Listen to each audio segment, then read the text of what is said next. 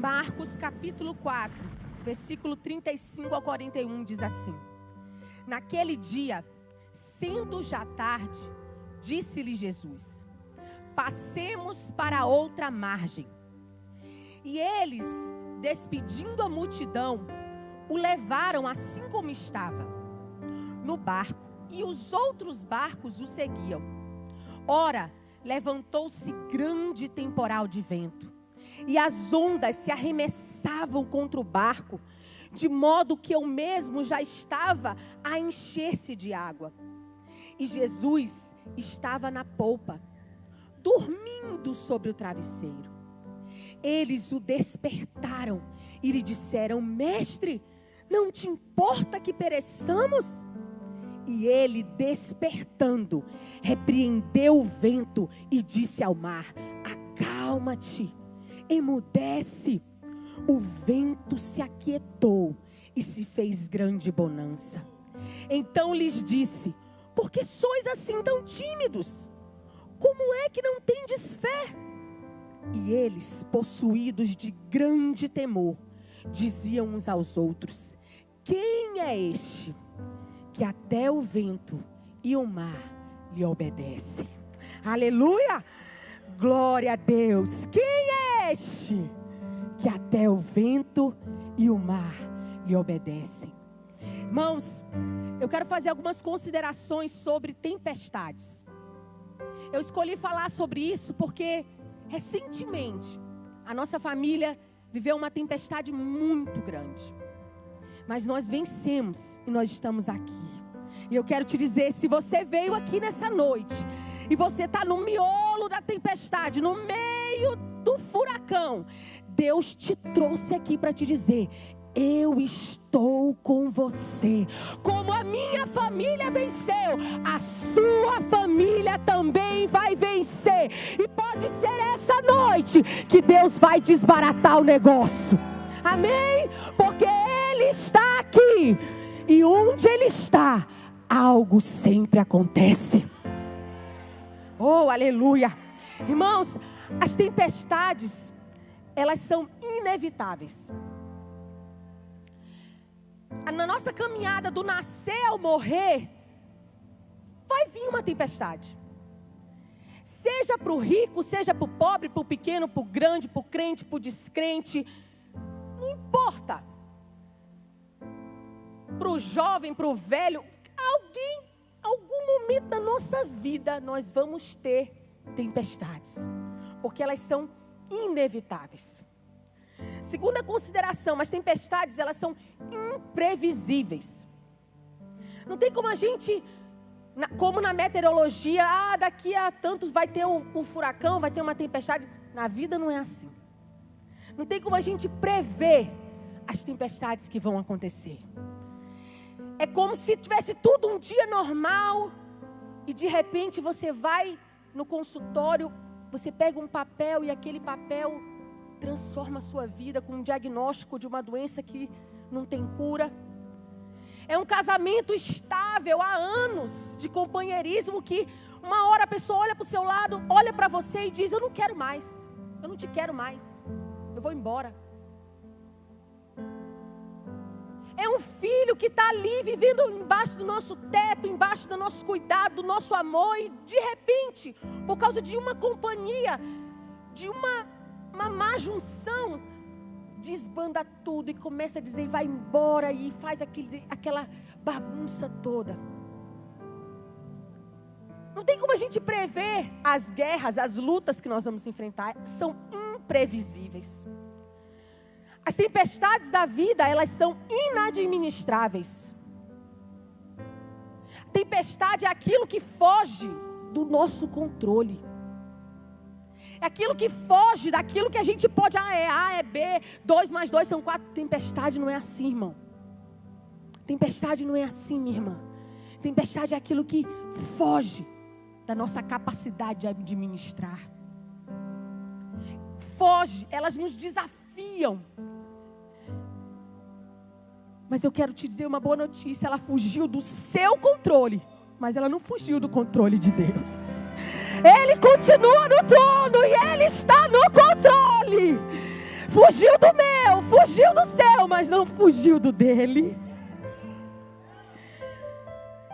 As tempestades, elas são pedagógicas. Irmãos, Deus, Ele não desperdiça nenhuma lágrima que você derrama. A Bíblia diz que todas as nossas lágrimas estão reservadas em um odre. Todas as noites que você passou chorando, desesperado, sem esperança, chorando, derramando as lágrimas, o anjo estava lá colhendo. O anjo estava lá enxugando. Deixa eu botar aqui no odre. Deus não desperdiça nenhum momento de sofrimento seu. E Ele vai transformar o mal em bem. Quando no fim da vida de José, quando ele já era um governador, que ele chegou para os seus irmãos, ele virou para ele: o mal que vocês intentaram me fazer, Deus transformou em bem. Vai ter um momento da sua vida que você vai olhar para as pessoas que estão te humilhando hoje, que estão pisando em você, que estão passando por cima de você. Você vai olhar para ela, não com rancor, não com ódio, não com desprezo. Você vai dizer: o mal que você tentou me fazer, o meu Deus transformou em bem. Porque todas as coisas cooperam para o bem daqueles que amam a Deus. As tempestades, elas servem para nos ensinar. Irmãos, Jesus nesse capítulo, no capítulo 4, ele já passou o dia todo ensinando aquele povo. Ele estava no monte, já tinha ensinado sobre a parábola do semeador, já tinha ensinado sobre a parábola do grão de mostarda, já tinha ensinado sobre a candeia que não fica embaixo do alqueire, mas no lugar de alumiar. Já tinha ensinado tanta coisa para esse povo. Mas chegou a hora deles aprenderem na prática. Muitas vezes nós estamos aqui, nós estamos no fim do ano, último mês. Você veio todos os domingos para cá e ouviu. Isso é maravilhoso, é demais, porque a Bíblia diz que a fé vem pelo ouvir, e ouvir a palavra de Deus. Nós precisamos ouvir. É o começo. Só que na escola de Deus, a gente não só ouve. Tem um momento que Deus nos leva para a prática. Tem um momento que Deus, Ele pega ali os pintinhos do ninho e joga assim, agora aprende a voar. Você já tem estrutura, já tem conhecimento, agora aprende a voar. E quando Jesus disse para esse povo: vamos passar para outra margem, é como se Ele estivesse dizendo: agora é a hora de vocês me conhecerem, não só mais de ouvir falar, mas agora vocês vão me ver. Agora vocês vão conhecer o meu poder. Agora não vai ser mais a teoria, não. Vocês vão agora provar e ver como eu sou bom. Porque a Bíblia diz, irmãos, que o homem que ouve as palavras de Deus e não as pratica é como aquele homem que construiu a casa sobre a areia. Bateu o vento, bateu a chuva contra ela, ela ficou em pé, igreja. Ela o quê? Ruiu. Mas aquele que ouve as palavras do Senhor e as pratica é como o homem que construiu a sua casa sobre a rocha. Pode vir o vento, porque vem. Pode vir a tempestade, porque ela vem. Mas a casa permanece de pé. Oh, a casa permanece de pé, irmãos. Então ali Jesus disse: vamos para outra margem. Você acha que Jesus não sabia tudo o que ia acontecer, irmão? Sabia de tudo. E existem tempestades e tempestades, irmão. A tempestade de Jonas era uma coisa. Irmão, não ande com crente desviado. Meu pai que me ensinou isso, mas eu estou brincando. Mas, olha, papai dizia: minha filha, nunca ande de avião com crente desviado.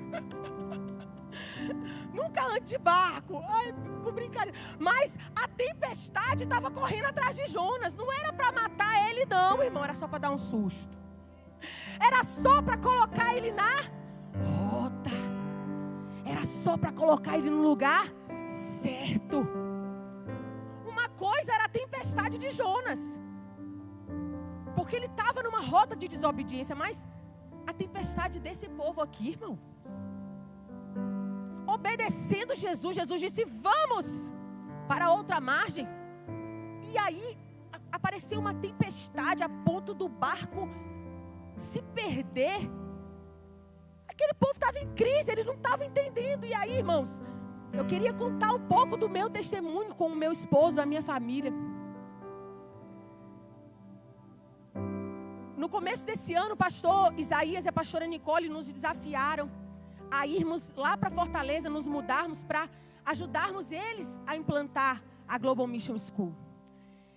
E aí, irmãos, uma coisa muito difícil, porque aqui em São Luís é onde está toda a nossa rede de apoio. Minha mãe, minha sogra, sogro, meu pai e tio de toda a espécie, e primo. E, meu Deus, é gente, é rede de apoio imensa. Onde a gente olha, a gente para ajudar. E quem estava precisando de ajuda era eu, irmão. Porque eu estava com 3 bebês. Quer dizer, estava com 2 e grávida do terceiro. Então, quem estava precisando de rede de apoio era eu. Mas Deus pega e diz assim: olha, agora vocês vão embora lá para Fortaleza. Sem ele nem beira. Aí conversamos com os nossos pastores, pastor Elcio, pastor Arame, nossos discipuladores, nos abençoaram. E nós começamos a fazer os planos. Fizemos o plano, eu estava grávida de Pedro nascer dia 27 de maio. Davi precisava fazer um segundo tempo de cirurgia. Programamos para 27 de junho. Para dia 14 de julho desse ano, estarmos lá em Fortaleza já para começar. Tudo indo bem. Porque quando a gente obedece a Jesus, o que a gente espera? Céu de brigadeiro, né? A gente espera, olha, tudo bem, bonança. Agora é só vitória. Agora é só... Ei, irmão! Vai dizer isso para José. Vai dizer isso para Davi. Vai dizer para Gideão. Não, irmãos. Nosso Deus é Deus de guerras. Mas Ele é poderoso nas batalhas. Eu nunca vi Ele perder uma. E na sua vida não vai ser a primeira que Ele vai perder, não, irmão. Ele é Deus de vitória. Ele é Deus de guerra. E Ele é mais do que vencedor. E você também é. Irmãos, e com 8 dias de vida, Pedro pega uma bronquiolite. Começou a ficar cansado. E aí a gente levou no hospital. E ele foi piorando. Eu lembro que era um domingo de manhã. No dia do pastor, quando eu passei a madrugada do domingo toda com ele, a médica disse: ok, a gente vai precisar entubar teu filho. Ele passou a noite toda cansado. Aí eu virei para ela, eu disse: entubar? Ela disse: é, nós vamos precisar entubar o Pedro. Então você deixa a sala, você saia, vá para lá para fora, porque eu acho que você não vai ser bom para você ver. Irmãos, eu fiquei olhando meu filho numa frechinha assim, ó. Eles tentaram entubar uma vez, não conseguiram. Tentaram entubar a segunda vez, não conseguiram. Na terceira vez que ele foi entubado, ainda ficou entubado errado. E assim aconteceram muitas coisas que não foram boas com meu filho. Uma noite, eu lembro que eu estava já acho que há 11 dias deitada numa cadeira, dormindo numa cadeira ao lado dele, 24 horas. Quando não era eu, era James. E aí deu meia-noite, eu dormi. Eu estava muito cansada, eu dormi assim, me apagou. E quando deu 3 horas da manhã, eu acordei, assim, de susto. E eu vi uma pessoa injetando uma medicação no Pedro. E aí eu olhei aquilo, eu disse... Aí o Espírito Santo falou: começa a orar por ele agora. E eu comecei a orar, botei um louvor, comecei a orar e louvar, orar e cantar. Foram uns 20 minutos. Eu sei que eu pausei a música, estava cantando aquela música. Não morrerei enquanto a promessa não se cumprir. Quem tem promessa de Deus não morre não, não desiste não. Quem tem a fé de Abraão. Irmãos, eu pausei essa música, Quando eu peguei no Pedro, ele estava molhado. Quando eu liguei a luz, ele estava roxo.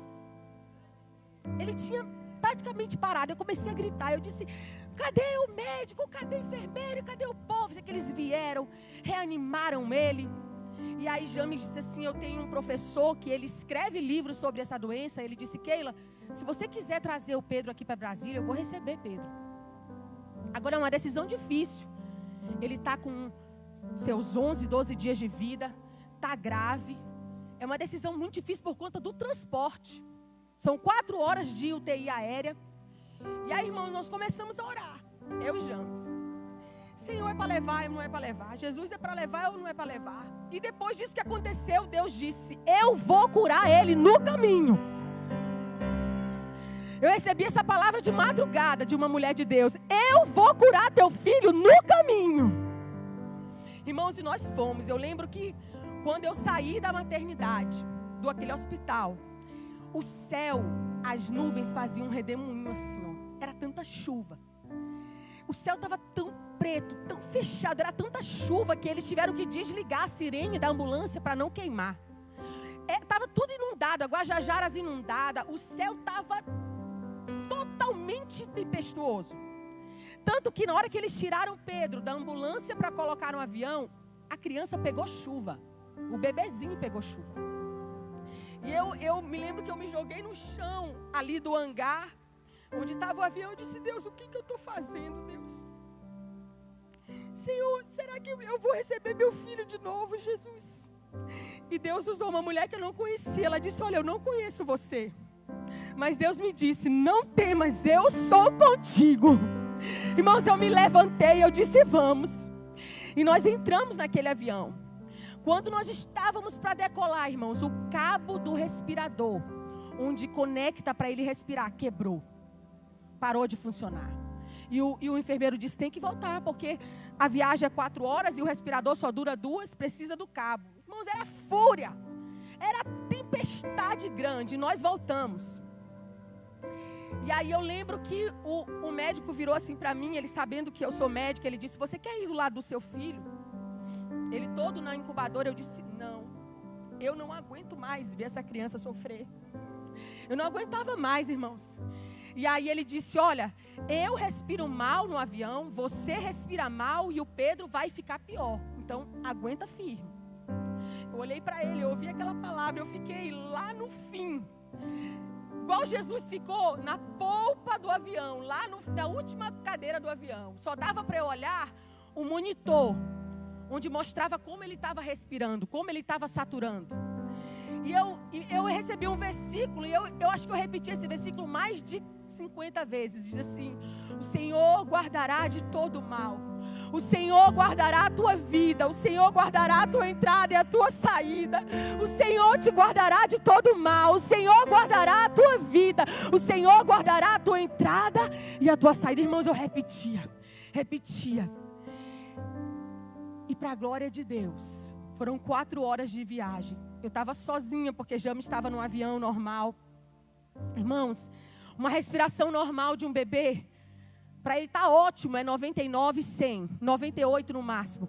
Pedro ficou 99, 100, 98, 99, 100. Ele nunca baixou disso durante o voo todo. Respirou bem. Eu lembro que o piloto dizia: segura a incubadora, porque nós vamos passar por uma turbulência e vai balançar muito, irmãos. Não balançava o avião. Quando eu fechava os olhos, eu tinha uma visão da escuridão, porque era de noite, da escuridão da noite, e a mão de Deus segurando aquele avião como um brinquedo, irmãos. Levando assim, ó. E nós pousamos em Brasília. E quando ele chegou em Brasília, irmãos, ele piorou muito. O tórax dele, o peitinho dele fazia assim, ó. Ia em cima e embaixo. O médico disse: não, vem pra cá, mãe, porque tu não vai aguentar ver isso. E eu fui junto com o motorista no banco da frente. Eu não conhecia aquele homem, não sabia de onde ele era, nem de onde vinha. Ele olhou para mim, eu chorava. Ele disse assim: mulher, tu não conhece o teu Deus, mulher? Mulher, aquele que começou a boa obra é fiel para terminar. E ele olhava para mim com uma fúria. Aplauda Jesus, aleluia! Esse é o nosso Deus. Irmãos, aquele homem olhava para mim com uma fúria santa. Ele dizia: tu não conhece o teu Deus? Aquele que começou a boa obra é fiel para terminar. Irmãos, eu olhava para aquele homem e eu só sabia chorar. Quando nós chegamos na porta do hospital, James estava lá em cima ainda, vendo já na UTI. Eu cheguei, eu peguei na incubadora, olhei nos olhinhos dele, eu disse: Pedro, nós chegamos. Jesus nos trouxe até aqui. Eu disse: Jesus, agora ele é teu. Irmãos, até aquele dia eu já tinha pregado muito sobre confiança, sobre entregar algo para Deus, confiar em Deus, mas eu não sabia o que era aquilo, irmãos. A partir daquele dia eu soube, eu entendi dentro do meu espírito e na minha alma que confiar em Deus vale a pena, porque Ele é fiel. Naquele dia eu entendi que quando nós entregamos a Ele, Ele é fiel. Irmãos, eu cheguei na porta daquele hospital, eu chorava. E aí uma mulher estava com a filhinha dela, ela deixou a filhinha dela no chão. E ela veio até mim, me deu um abraço, ela disse: do jeito que você está entrando aqui com seu filho doente, você vai sair com ele nos braços curado. Oh, glória! E nós chegamos ali. E naquela noite, não foi no outro dia não, irmão. Não demorou 2 dias não. Naquela noite, Pedro dormiu sem tubo, saturando 100, totalmente estável. As enfermeiras, elas viravam para mim e diziam: oh, mas Pedrinho veio para cá só para tirar tubo, tirar catéter, tirar sonda. Foi só para tirar que Pedrinho disse. Eu disse: porque Deus me disse que ia curar ele aonde? No caminho. Ele é Deus que promete, é Deus que cumpre, irmãos. Aí, irmãos, isso já estava chegando no dia 27 de junho, né? Que Davi tinha que operar. E James disse: amor, eu acho que o tempo está muito revolto. Bora cancelar essa cirurgia de Davi. Só que tinha um problema, porque Davi nasceu com fenda, a boquinha aberta e o céu da boca aberto. Ele tinha que operar até 12 meses para não ter problema com a fala. E aí meu professor disse: não, Keila, vai dar certo. Vocês se organizam e vai dar certo. Então eu, com Pedrinho, peguei um avião de Brasília e fomos para Porto Alegre. E James voltou para São Luís, pegou Davi e foi para Porto Alegre. Chegamos lá em Porto Alegre, uma segunda-feira. Terça-feira Davi opera. Irmãos, e aí estava tudo bem quando, depois de 2 dias, quando eu fui fazer a higiene da boca de Davi, irmãos, estava tudo tomado de pus. O enxerto que eles tinham colocado tinha caído, era um cheiro horrível. E ele gritava. Quando o James olhou aquilo, ele disse: amor, eu não estou entendendo o que está acontecendo. Irmãos, quando nós chegamos no hospital, o médico disse: ele perdeu toda a cirurgia. Na mesma hora ele entrou no centro cirúrgico, fizeram uma raspagem, tiraram tudo. Essa criança ainda ficou mais não sei quantos dias sobre antibióticos fortíssimos. E aí eu disse: Deus, eu não estou entendendo, Senhor, o que está acontecendo. Porque a gente está dizendo sim para Ti. A gente está falando sim para o Senhor. E por que está acontecendo tudo isso? E nós chegamos em São Luís 4 dias, irmãos, antes do dia 14 de julho. Aí eu virei para James e disse: claro que nós não vamos mais, né? Nós não vamos mais para Fortaleza. Porque nós estamos com 2 crianças doentes. Davi só podia comer as coisas passadas, não podia ter um resíduo, era a maior coisa. E Pedrinho ainda se recuperando. Eu disse: nós não vamos mais, não temos mais condições de nós irmos. James virou para mim e ele disse: o destino que Deus mandou ir é aonde? Não foi lá em Fortaleza? pois é para lá que nós vamos. Tudo isso que aconteceu foi para nós não chegarmos lá, pois agora eu digo, nós vamos. Irmãos, nós pegamos nossas coisas, botamos tudo dentro de caixa, e era caixa, e foi caixa, tanta caixa, e botamos. E eu peguei os meninos, tudo, e botei embaixo do braço, e ó. Eu lembro que no dia antes, na madrugada antes, eu passei a noite chorando. Eu disse, Deus, quem vai cuidar de nós ali, Jesus? Eu disse, Senhor, quem vai cuidar dos meus filhos? Quem vai me ajudar com os meus filhos, Senhor? Meus filhos estão doentes. O que eu vou fazer ali, Jesus? Irmãos, passei a madrugada perguntando isso para Deus. Quando deu 6 horas da manhã, a pastora Nicole me ligou. Ela disse, Keila, tem um exército aqui esperando seus bebês. Nós estamos ansiosos para vocês chegarem. Não se preocupem com nada. Nós vamos cuidar de vocês. Irmãos, quando nós chegamos lá, não tinha menino para quem queria. Na hora que eu chego com eles, cada um para um lado. E Deus cuidou de nós. Eu estou aqui com todos eles hoje aqui à noite, saudáveis, cheios de vida. Diga sim ao chamado de Deus. Antes eu te conhecia só de ouvir falar, mas agora os meus olhos te veem.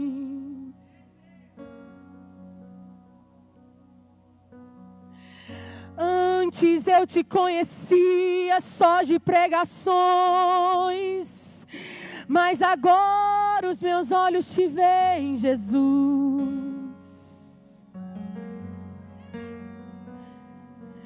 Antes eu te conhecia porque os meus pais te conheciam, mas agora eu te conheço, Jesus. Eu sei que tu és fiel. Eu sei que tu não desamparas. Eu sei que tu és poderoso para fazer. Aquela tempestade com aqueles discípulos aconteceu para a mesma coisa, para demonstrar o poder de Jesus. A primeira pergunta que os discípulos fizeram foi: Mestre, tu não te importas que nós morramos? Tu não te importas que esse barco vai se perder, que a gente está morrendo? O Senhor pode dormir numa situação dessa? Essa é a pergunta da nossa dor, irmãos. Essa é a pergunta do nosso desespero. Essa é a pergunta que a nossa alma clama e diz: cadê Ele? Como entender eu sofrendo tanto e Jesus dormindo? Jesus dormindo.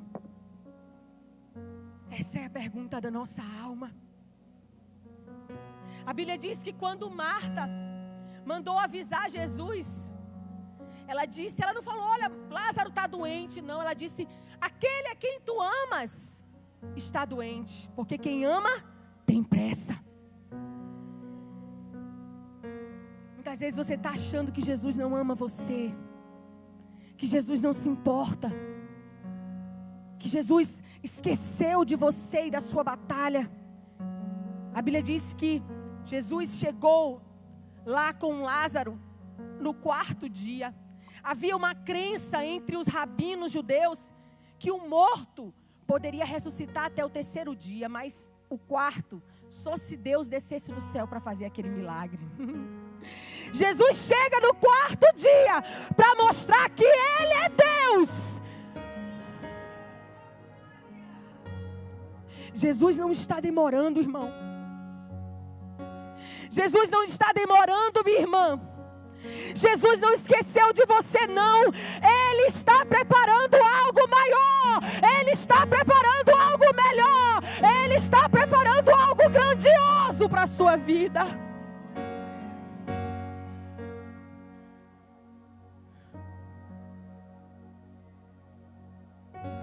Vamos conciliar o nosso desespero com o silêncio. A gente ora e nada acontece. A gente chora e a situação piora. A gente pede e o céu está de bronze. A Bíblia diz que Jó, num dia só, perdeu seus filhos, seus bens, seu gado, sua saúde, tudo. E ele levanta a Deus e faz 34 queixas. Senhor, Senhor. Por 16 vezes ele disse, por quê? Sabe o que ele ouviu de Deus? Nada. Silêncio.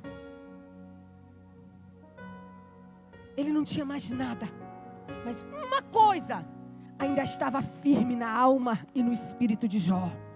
Então ele levanta e diz, eu sei que o meu Redentor vive e por fim se levantará sobre a terra. Nessa hora, pá, o céu se abre.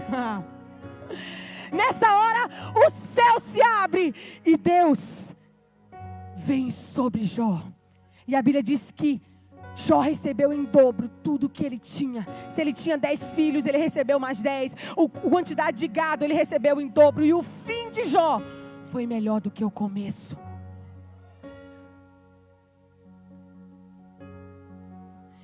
A outra pergunta que tem nesse texto não é dos discípulos, é de Jesus. Irmãos, quando eu vejo essa pergunta de Jesus, eu chego a achar assim que Jesus foi um pouco, não sei. Oh meu Deus, o barco não era um barco desse, irmão. Esse barco aqui é até chique. Era tipo uma canoa. E as ondas eram enormes, estavam entrando no barco e de madrugada. E aquela, meu Deus, uma agonia, estava pronto para morrer. E Jesus se levanta e diz, por que vocês estão com medo, hein? Por que vocês estão com medo? Por que vocês não têm fé, irmão? Se Jesus fizesse uma pergunta para mim, eu dizia, Jesus, o Senhor não está vendo. Como o Senhor estava dormindo, Jesus, diante de uma situação dessa, seu travesseiro está até molhado. A gente não entende. Meu Deus, é assim eu fico. Mas eu vou te dar 4 razões porque Jesus fez essa pergunta para eles. Jesus, ele nunca erra, irmãos. Nós podemos achar que Jesus... Jesus não está entendendo, Deus não está entendendo minha situação não. Está difícil demais, está complicado demais, não tem jeito. Ele sabe como resolver, irmão. Você não sabe, mas Ele está no trono, o controle está na mão dEle. Você perdeu o controle, mas Ele não perdeu. Sabe qual é a primeira razão? A promessa de Jesus. Jesus disse, passemos para outra margem. Quando Jesus disse, passemos para outra margem, tinha um destino a chegar. Era onde? A outra margem. Eles não iam morrer no meio do lago. Eles não iam morrer no meio do mar. Porque a promessa de Jesus e a realidade, irmãos, são a mesma coisa. Se Jesus te prometeu algo, se Jesus falou algo sobre a sua vida, se Deus fez promessas sobre você, irmão, é só esperar. Porque vai se cumprir. Porque Ele vai fazer aquilo, mas é grande demais, é impossível. Ei, Ele é o Deus do impossível. Existe coisa difícil demais para o nosso Deus. A promessa de Jesus. O lugar do fim não era a morte no meio do mar. O lugar do fim era outra margem. Se você olha para a sua vida e você vê você dentro do barco, girando, ei, ainda não chegou o fim. Vem coisa ainda mais aí na sua vida. Ainda não acabou. Deus manda dizer para algumas pessoas aqui.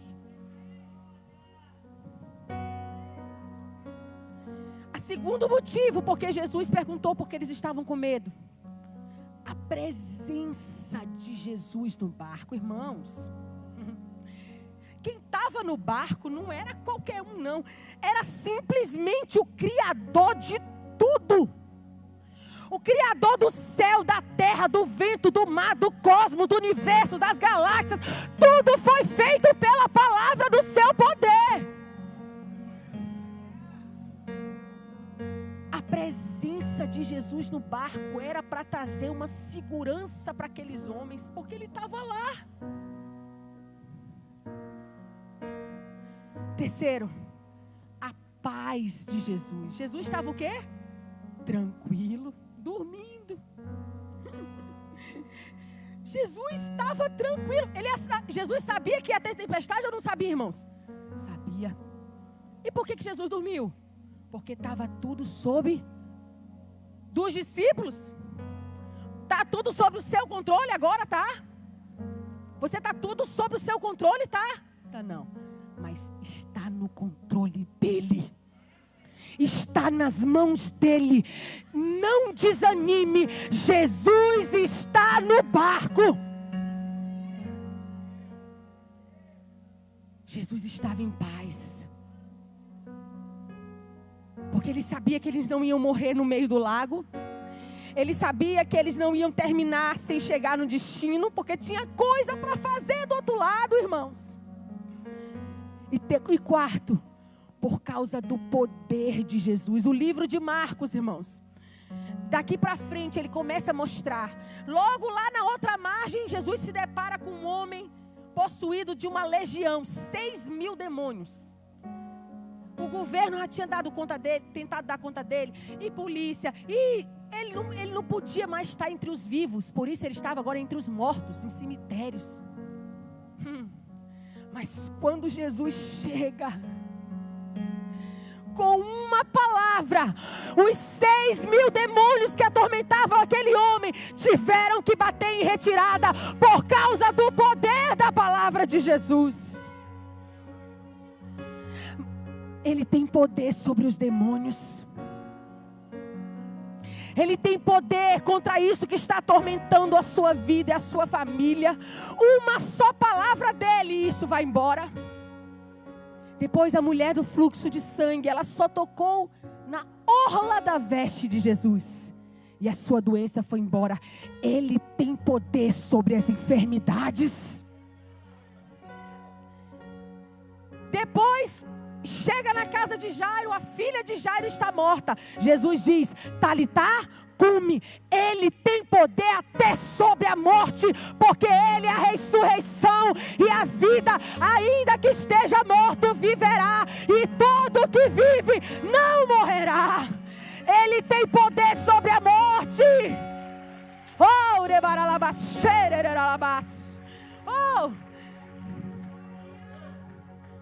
você não precisa ter medo. Jesus está no barco. Você entende que não foi uma pergunta sarcástica? Não foi uma pergunta que não precisava ser feita naquela hora. Jesus disse, por que vocês estão com medo? Eu estou aqui. Pode acontecer algo com vocês se eu estou no barco. Jesus tem feito promessas para você? Sim. Jesus está no seu barco? Jesus está em paz no seu barco? O Jesus que você serve tem poder de acalmar os ventos da sua vida? Tem poder, irmãos? Então se levante, fique em pé. Glorifique a Ele, porque Ele é digno. Ele merece, irmãos. Abra sua boca e glorifique aquele que é digno. Oh, a última pergunta. A primeira pergunta foi a pergunta da dor. O Senhor não se importa que a gente esteja morrendo? A segunda pergunta foi a pergunta de Jesus. Porque vocês estão com medo? Tenham fé. E a terceira pergunta foi uma pergunta que os discípulos fizeram entre eles mesmos. Quem é este? Depois de ver o milagre, depois que você olhar ali, ó, os meus 4 filhos saudáveis, você vai dizer, quem é este? Que até o vento e o mar lhe obedecem. Esse texto aqui não deu a resposta, mas eu e você temos a resposta. Quem é este? Ele é Jesus, o nome que está acima de todo nome.